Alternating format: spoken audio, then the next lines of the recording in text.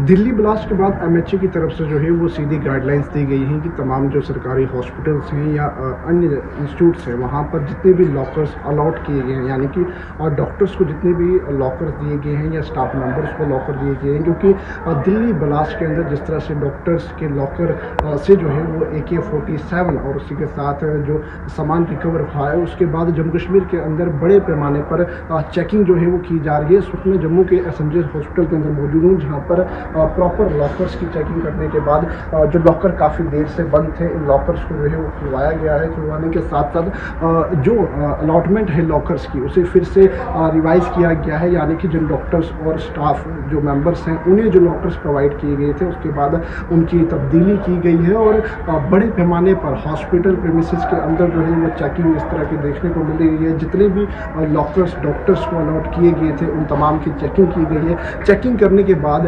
Allotment जो है वो लॉकर्स की गई है। इसी संदर्भ पर जो है SMJs के प्रिंसिपल, उनसे भी बात की, उन्होंने कहा कि ये रूटीन चेकिंग है और इस तरह की चेकिंग लगातार बड़े पैमाने पर देखने को मिल रही है, क्योंकि दिल्ली हमले के अंदर जिस तरह से तार वादी कश्मीर के कुछ डॉक्टर्स के जुड़े हुए हैं, उन तारों के बाद जो है वो लगातार MHA की बात करें, उनकी तरफ से इस तरह की गाइडलाइंस देखने को मिल रही हैं और जिसके बाद ये साफ कहा गया है कि बड़े पैमाने पर जितने भी गवर्नमेंट हॉस्पिटल्स हैं, हॉस्पिटल्स के साथ साथ कई और इदारे हैं, वहाँ पर जितने भी एम्प्लॉयज़ हैं या और जो लोग जिन्हें अलॉटमेंट जो है वो सरकारी लॉकर्स की हुई है, उनकी चेकिंग बड़े पैमाने पर देखने को मिल रही है और ये रूटीन चेकिंग भी की जा रही है। और उसके साथ साथ जो लॉकर्स काफ़ी देर से बंद है उन्हें जो है वो खोला जा रहा है। ऑन कैमरा सर्वेलेंस जो है उन तमाम लॉकर्स की चेकिंग की जा रही है, आखिरकार किस तरह का सामान जो है उन लॉकर्स के भीतर पाया जा रहा है। इस वक्त मेरी मौजूदगी जम्मू के SMJ हॉस्पिटल में है और जहाँ पर आज बड़े पैमाने पर जो है वो तमाम लॉकर्स की चेकिंग की है। देखो, ये हमारा रूटीन प्रोसेस है हॉस्पिटल एडमिनिस्ट्रेटर्स का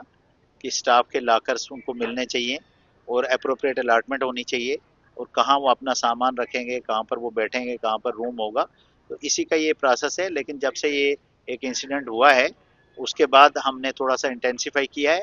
हमने अपनी कमेटी बनाई है कि पूरे डिपार्टमेंट्स, जितने भी डिपार्टमेंट हैं, नूक एंड कॉर्नर में जितने भी लॉकर्स हैं उनको सबको वेरीफाई करके री अलॉटमेंट करेंगे और एक प्रॉपर रिकॉर्ड उसका मेंटेन करेंगे। उसी का ये पार्ट है। स्टाफ के साथ साथ जो बाकी लॉकर्स हैं उनकी चेकिंग भी की गई। सब सब सब, चाहे वो डॉक्टर है, चाहे वो प्रोफेसर है, चाहे वो सैनिटेशन वर्कर है या यहाँ पर 4th क्लास काम कर रहे हैं, जिसके पास भी है री अलॉटमेंट करेंगे और एक अच्छा रिकॉर्ड मेंटेन करेंगे।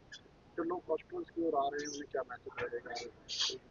उनको ये मैसेज है कि इसमें कोई घबराने की बात नहीं है, कोई डरने की जरूरत नहीं है। ये अपना रूटीन प्रोसेस है।